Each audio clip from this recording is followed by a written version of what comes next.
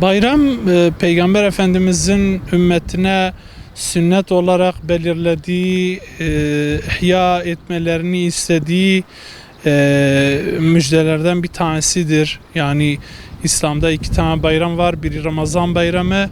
Bunun hikmeti de oruç ibadeti yerine getirildiği için müminler Allah'a yaklaşmakla, Allah'ın emirlerini yerine getirmekle, Allah'ın emrettiklerini yapmakla sevinirler.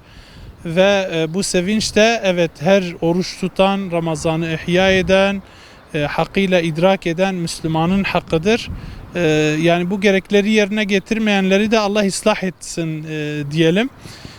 Tabi burada ne yapmamız gerekir bayramda sorusuna gelince bahsettiğiniz konu sıla-i rahim, akraba ziyareti, birbirleriyle iç içe olma, yani sevinci, mutluluğu beraber yaşama meselesi aslında her zaman olması gereken bir şeydir. Bayrama has olan bir kural değildir. Sıla-i rahim Allah'ın emridir, farzdır. Allahu Teala yani Kur'an-ı Kerim'de diyor: "Vettekullâhellezî tesâelûne bihi vel erhâme." Allah'tan korkun, Allah'tan sakının ki o Allahu Teala size her şeyi soracak ve akrabalığı da size soracaktır Allahu Teala. Evet, dolayısıyla sıla-i rahim her zaman gereklidir. Bayramda daha çok gereklidir, öyle diyebiliriz. Çünkü bayram geldiği zaman hani şöyle bir söz var: sevinçler paylaşmakla çoğalır, üzüntüler paylaşmakla azalır, dağılır. Dolayısıyla insanın anne babasını, yakın akrabalarını, işte küskünlerin barışması, yani birbirlerini sormaları, ziyaret etmeleri, hal hatır sormaları, bu şekilde olması tabii ki bayramın en önemli görevlerinden bir tanesidir. Yani bahsettiğiniz mevzu kişinin işte mesajlaşması veya sosyal medya üzerinden bayramlaşması falan, yani hani bu da yapılabilir, fakat bu bayramı yaşama anlamına gelmez. Yani çünkü sünnetten şöyle bir örnek görüyoruz. Mesela Peygamber Efendimiz sallallahu aleyhi ve sellem bayram gününde çıkar gezerdi ve bayram namazlarını Peygamber Efendimiz sallallahu aleyhi ve sellem